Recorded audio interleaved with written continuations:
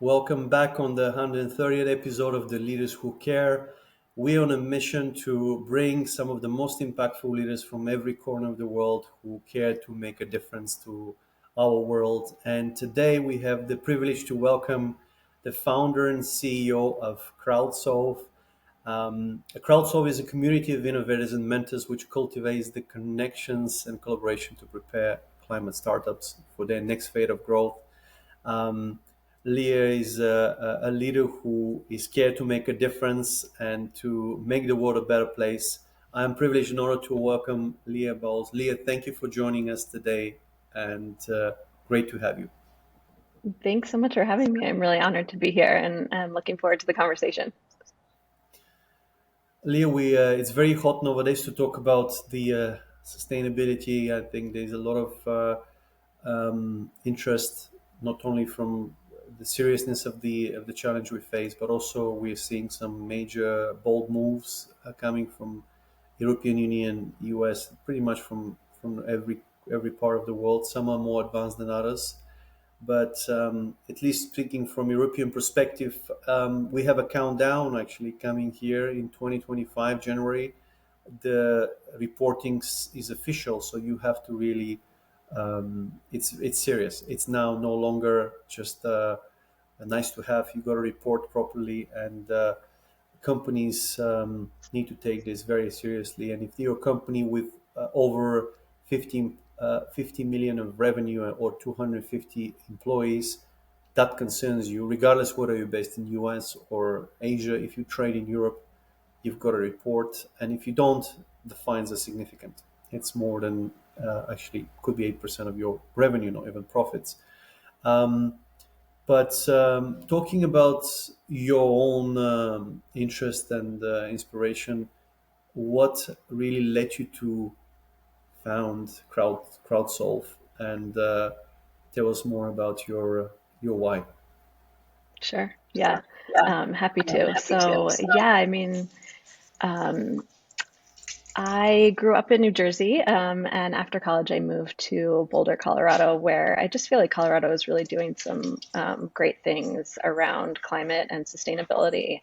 And I think that that really sparked my passion for just being more connected both to nature as well as sustainable solutions, and being connected to a community that really cares and is really focused on climate. Um, Progress, I guess. During my time in Colorado, I lived there for about 15 years. I joined a pretty early stage software company in Denver called PaySimple, where I led a team of people who really cared about taking care of customers. So I was the SVP of customer experience at PaySimple for many years. Um, but at the end of 2020, like so many folks, just did a lot of soul searching and really wanted to focus on spending as much time as possible in the rest of my career on impact and, making a difference more broadly and specifically in climate. Around that same time, there were wildfires that really affected air quality. They happen now almost every year, but specifically in 2021, the fires that kind of raged up and down the West Coast, it just really, kind of made me realize that the time is now, and that as much as possible, if I could be spending my time working on climate solutions, helping folks that have sustainable solutions, then that's really where I want to spend my time. And so I reconnected with my co-founder, Tim Walters. Um, and he shared with me, he actually had the idea for CrowdSolve. He shared with me what he was thinking about building. And together we kind of got after it. And so CrowdSolve was founded to help support hundreds of thousands of climate innovators from around the world bring their innovations to life. That's our big goal in the next 10 years, to help support hundreds of thousands of innovations that are in the earliest stages, and bringing those innovations to life through a connection to learning modules for early stage founders, a connection to a broader community of mentors and startup experts, as well as connection to some early capital too, because capital is important for these first of a kind solutions, and also just generally as you're bringing a new idea to the world, figuring out how to capitalize that solution. So that is my why. I also have two little girls, and I'm super hopeful that we can look back on this pivotal time and say we did everything we could, and we are bringing a more sustainable and equitable and just world to the future. So I also do it for them. Amazing. So important. In fact, when we speak about our children, and we really, it's so important what we leave behind. And I think we are right now in the prime time to really make a difference. Knowing so many and seeing so much in terms of hundreds of thousands of innovators and entrepreneurs that are operating in the climate space. Um, how do you feel? Are you optimistic about the future? And what's because we hear a lot of stories. Some of them are optimistic, others not so much. Yeah. It's a great question. I do feel optimistic, and I also feel like having the opportunity to work in climate around people who inspire me brings me a lot of optimism. I think it also helps overcome some of the eco and climate anxiety that I'll speak for myself that I often feel. And Mhm. so being inspired by, innovations from folks that are living lived experiences and coming up with solutions that will really be impactful to their region. And then, as a ripple effect to the broader world, is definitely inspiring. I feel like there is, just a ton of opportunity for, policy to change and for global cooperation to kind of come together in this moment. But when I start to feel nervous and anxious, I kind of look towards the CrowdSolve community and the broader climate community, and I do get inspired and optimistic about the opportunities ahead. I somewhere I read that Bill Gates shared that there may be much bigger opportunities than Tesla and Amazon ahead of us, or companies that Hmm. surpass them. And he said these companies will be in the sustainability or climate space. Looking at and knowing what you know and looking at all these innovations, what do you think is probably the most? I guess if we talk about AI, as we all know, is the future is going to impact us so much. What is the AI of climate change, or what is the most promising innovations that you see? Oh, wow, that's a good question. Well, we at CrowdSolve support pretty early stage innovation, so we're really helping to support folks with the earliest ideas. But I think AI, to your point, is really kind of the frontier, and being able to use AI to create sustainable solutions is incredibly important. I'm trying to think of some AI solutions in our community. We have a few folks who are using AI to help with the energy transition and cleaning up the grid. So that's a use case that's really interesting. And then actually at CrowdSolve, we're using AI as well. So our software platform has about 50 learning modules, and it's free for everybody to access. And then we have a paid membership. But folks can go onto CrowdSolve with their idea and then get feedback from an AI mentor. So we prompt them with, let's start with the first module that we prompt folks, which is the problem, the solution, and the why for their innovation that they're thinking about bringing to the world. And then they use our mechanical mentor, our AI mentor, to get feedback. They can iterate on that idea, and then they actually get feedback from a live real mentor on the platform as well. So those are a few examples, but I think just emerging technology, we'll see so much more AI being incorporated into the solutions that folks are coming up with in first of kind innovation. Wonderful. That is great to hear that you use this technology. And if we talk about technologies in the climate space, what else do you see as promising? Is it hydrogen? Is it really? There's a lot of topics and a lot of potentials that are out there, but some of them are much more spoken about, others not so much. But from your experience, what is something that you see as a potential, or even you got excited because you Yeah. see ideas early on, and I love the creativity of the younger generation and what they can bring to the Mhm. world. Yeah, absolutely. So yeah, I mean, we use the way we classify impact on the CrowdSolve platform is borrowed from Project Drawdown. So we use that ontology to essentially classify the, I think it's 11 or so top impact areas. And then there's about 90 sub areas below that. And we focus on innovations that are both in reducing greenhouse gas emissions as well as climate adaptation. So we're really inclusive of the holistic climate solutions. And just I get excited about ag tech solutions. I also get excited about the blue tech and ocean tech. We have some founders who are working on essentially cleaning up coastal waterways, removing plastics, and deploying, an automated kind of robot solution that goes out and cleans those waterways. So that's a great example. There's also a lot of circular solutions that I get excited about. So we have a founder who is deferring plastic from landfills and turning that into sustainable umbrellas, which last much longer. I have one just over here. And so, really thinking about kind of the circularity of solutions. I also get excited about, we have a few founders who are working on compostable packaging materials. So, using mycelium to package a TV or a couch or something like that, and then have it turn into a compostable solution that can be planted in a garden. So, just really the innovation and creativity around, seeing and noticing a problem and then finding a solution that is more conscientious for the earth and ultimately can help reduce greenhouse gas emissions and also help support climate adaptation. That is wonderful. And just because I see a lot of people that are entrepreneurs and co-founders of organizations, which is, I think, very encouraging to see, and a lot of them are in the climate space. But there are a lot of also challenges associated with being an entrepreneur. And for you, what are the main lessons that you've learned of being a founder?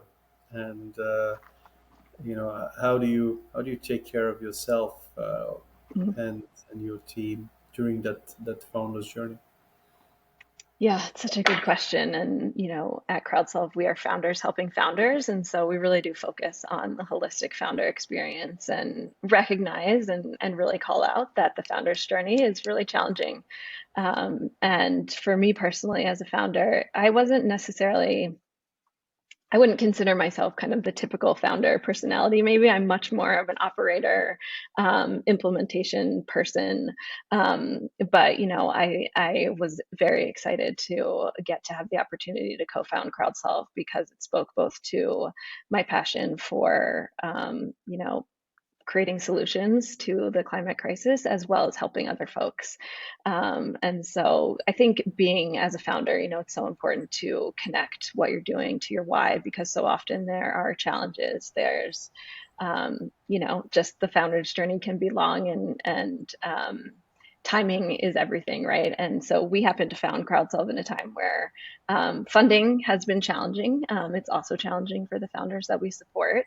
And so, really being authentic and truthful about that experience, I think is really important.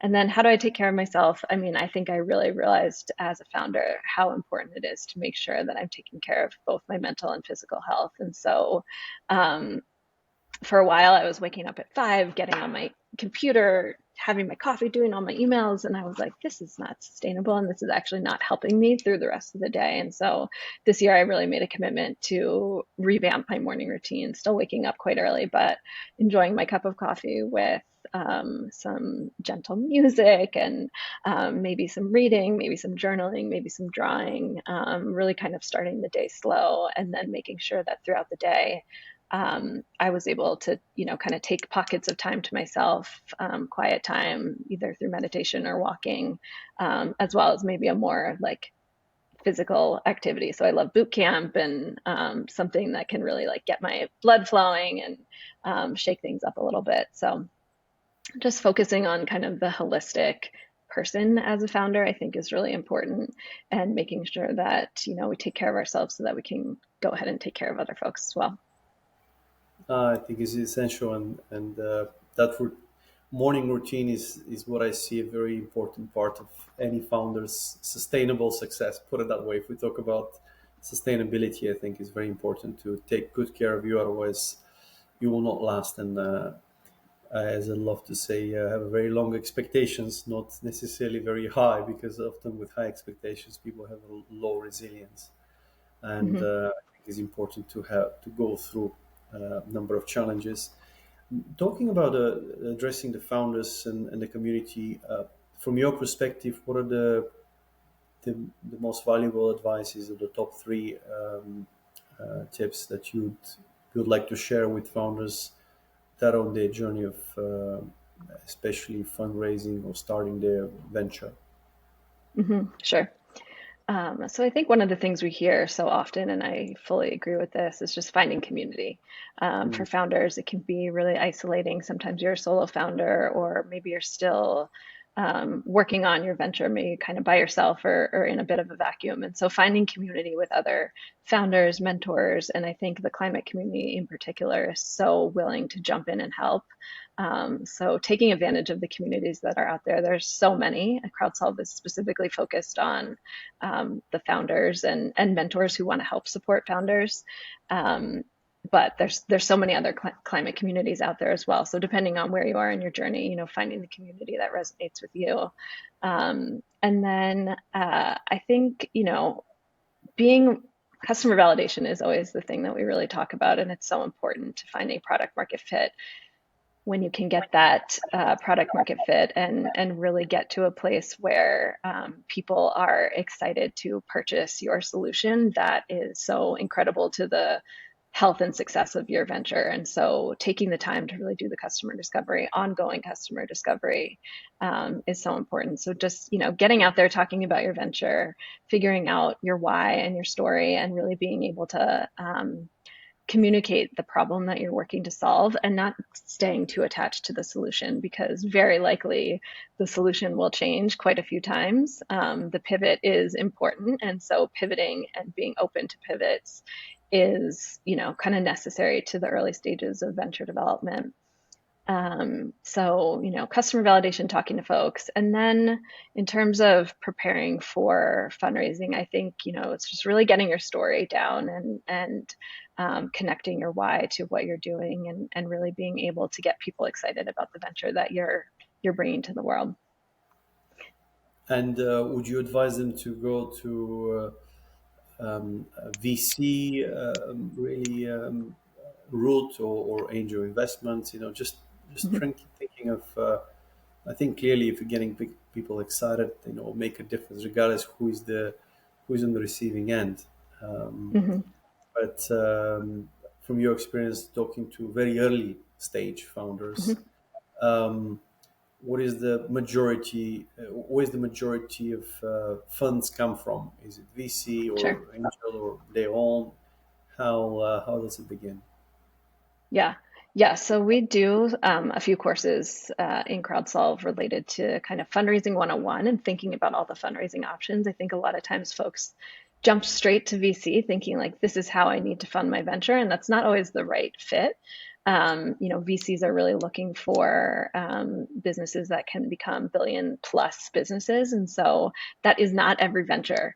So it's really important, I think, for folks to understand like, what is my goal for this business, and how large is this business? Like, what's the opportunity? And so we encourage just really thinking about bootstrapping. So many of our founders will end up bootstrapping their ventures.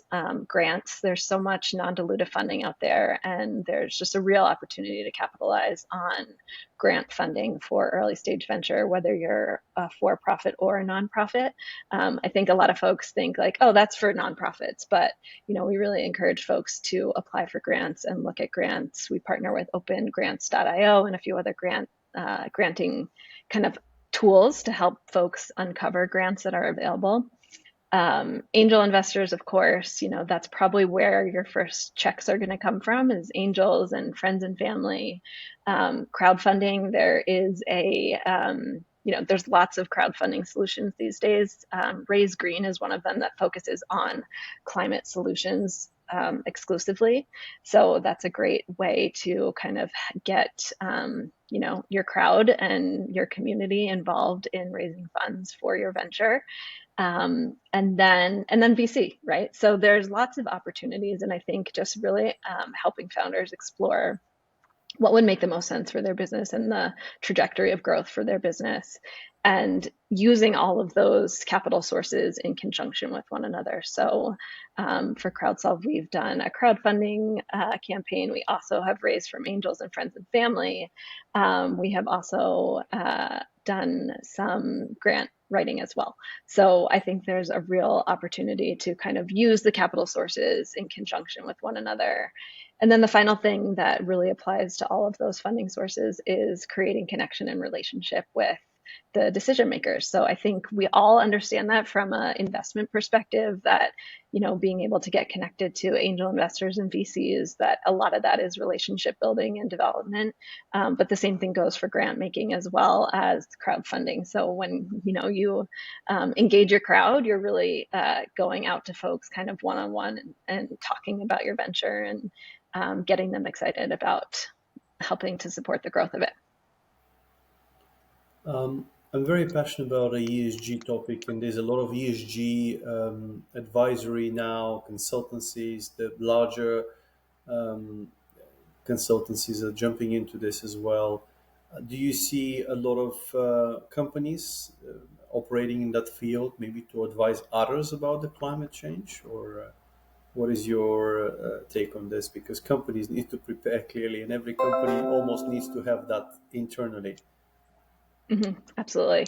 We do have a few founders that have gone through our boot camps that are working on, solutions both from a software perspective, so to help support at scale ESG reporting, as well as more from a consultant standpoint.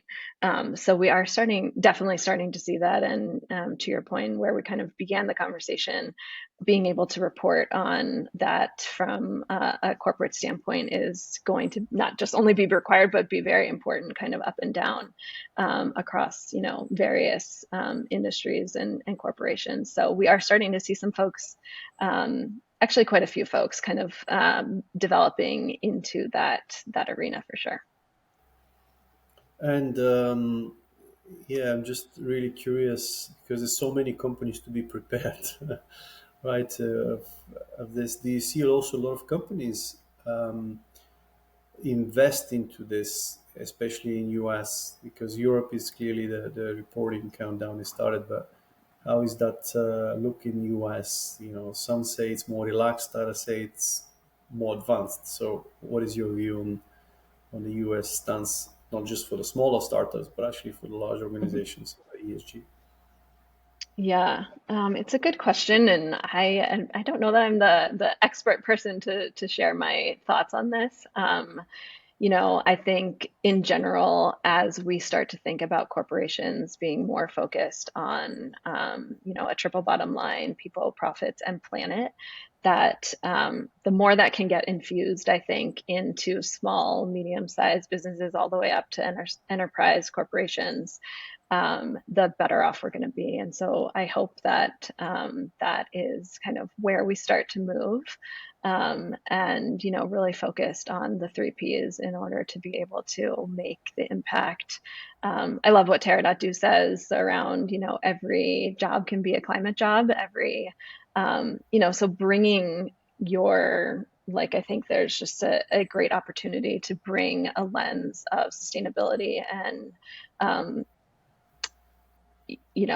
into what you do every day. And so hopefully as more and more folks get engaged and involved in ESG solutions, both personally and then more broadly, they can bring their passion into businesses and corporations that they work for in order to move the needle in that way. So I'm not sure that totally answered your question, but that's kind of my hope and I love, perspective, I guess. I love the triple P. I think it's fantastic, and it summarizes well, and it's I think comprehends and captures very well the ESG piece into it. Hmm. Hmm. So you can be profitable, but how you get that profit is equally important. And I think Exactly. it's more of a why and how that needs to Hmm. be answered, and of course, hopefully, have the right people or the who. Um, and we are, since we're deeply passionate about exceptionally gifted talent, and we help a lot of organizations with their talent needs and advisory. Um, what is your view on when founders or get to a stage to grow and scale? Um, do you see what is talent looking for, and how could founders or let's say who in a position to hire more people need to do, not just to attract the right people but to retain them? Hmm. Have you seen any of those happening in the community? Yeah, sure. From my experience, I feel like starting with values and aligning around values is really, really important for the success of a growing company. Yeah. It's where we started with CrowdSolve. We really, as we were building our team, we focused on developing our core values, both for internally the CrowdSolve team as well as the CrowdSolve community and platform. And then that just creates a really kind of grounding and connected company because you're focused on a shared set of values. So I'll share the ones from CrowdSolve. We are founder fanatics, um, and we focus on collaborative DNA as well as conscious urgency. And so, really creating a set of values that allow you to hire, train, and grow your team in a way that feels very connected to the mission and vision of the company, I think is incredibly important. It really allows you to kind of set the tone and the stage for the folks that you then bring into your company, in the future. And I really learned that during my time at PaySimple. So I was there for 12 years. We were very much a values driven culture. And the values there were passion, authenticity, teamwork, happiness, and service. And we use those values to hire. We talked about them in our all hands meeting every single Monday. We gave out awards for folks that demonstrated those values on a regular basis. We had awards, annual awards at the end of the year of people that kind of were the year winners for values demonstration. And it just really created a wonderful culture and a super connected culture that we could then go back to when things were hard and say, hey, like, you know, did you approach that situation with a service heart? Or how can you show up, in a way to help support the team? So it really created this kind of collective, shared, conversation around how we showed up every day for both internally as well as for our customers. So I think aligning around that and then just building and developing your people from there. That's very helpful. I really see that very often. People look into why you do what you do, and a few other areas that are important is who is the team, that I'm going to Mm-hmm. work with. Is it scalable, and really, what's the impact this is going to create? Mm-hmm. And if all the other practical points are there, because as a starting a business, not always easy to be the pay huge salaries. Sometimes you got to take a risk, and I think if the practicalities are there, and flexibility, I think people do appreciate that a lot. It creates a great opportunity to attract exceptional talent and retain them. But of course, it's up to the founders to unlock that and make the best of it. And Mm-hmm. in just talking about some of those steps and the leaders, especially, what do you think? What leaders can do that maybe are not very well acquainted with the climate change, or they know of it but not to the same extent as what you know and the community might know. um, what are good perhaps sources or areas for them to learn more apart from the ESG consultancy, in other words, Mm-hmm. where they could get really validated resources that will help them grow? Sure. Yeah. Well, what I did when I first kind of dove into the climate space was really curate my LinkedIn actually to follow thought leaders in the climate space. And what that ultimately ended up leading me to was following folks that have a ton of expertise in the space. So I mentioned Project Drawdown earlier, and they're definitely a resource that I think provides incredible learning and education just globally for solutions in climate and kind of the pillars that they think about in terms of tackling the climate crisis. And then I also think joining a community. So I mentioned it earlier, but there are a lot of learning communities right now that are really designed for professionals who are looking to go deeper in climate and really understand the landscape. So Terra.do, Climate Base, Climate Draft. There's a bunch of others. I've actually done a few Great. LinkedIn posts kind of rounding them all up. But yeah, I think joining a community, My Climate Journey is another great community. Their podcast is wonderful.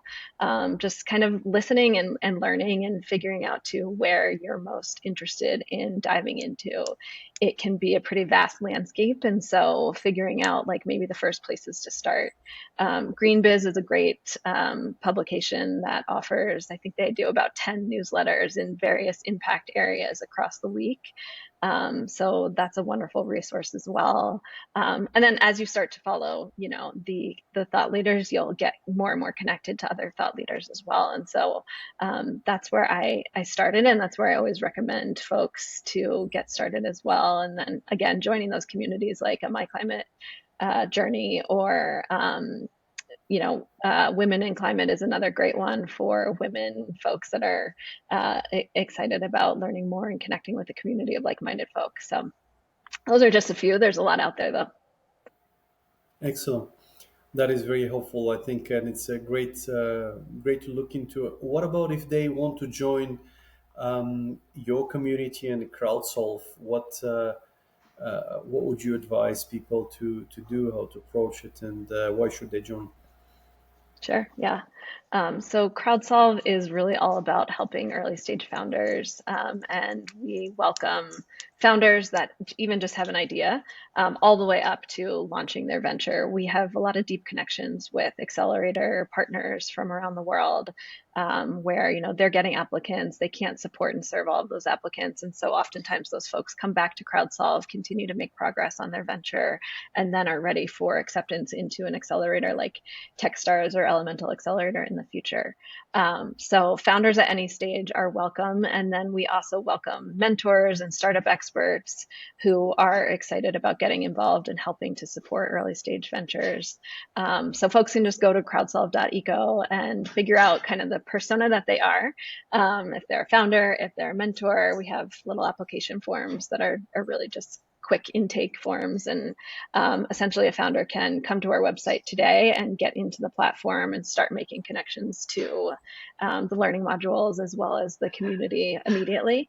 And then we also offer a membership as well. So folks can join for a paid membership to get access to a deeper set of programs, just help accelerate the journey and, really get a lot of learnings from a collective community that is working on some pivotal innovation.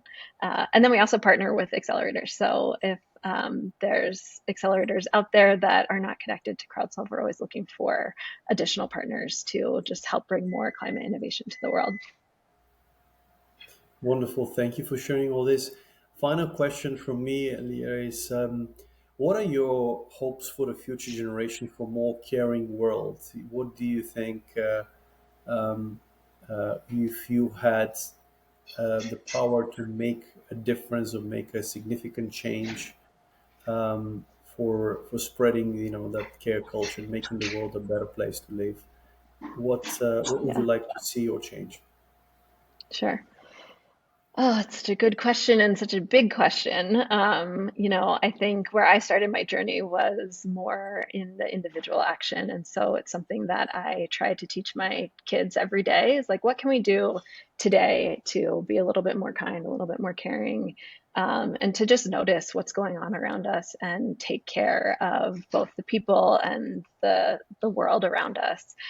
So I think, starting with this generation, this next generation of just creating, that awareness in the very early stages of their life is important. But then more globally, kind of going back to the three P's, just I hope and wish for a global shift away from profit at all costs and really taking into account a more holistic and integrated solution. And I truly believe that that will be a more profitable solution for, the collective world as a whole.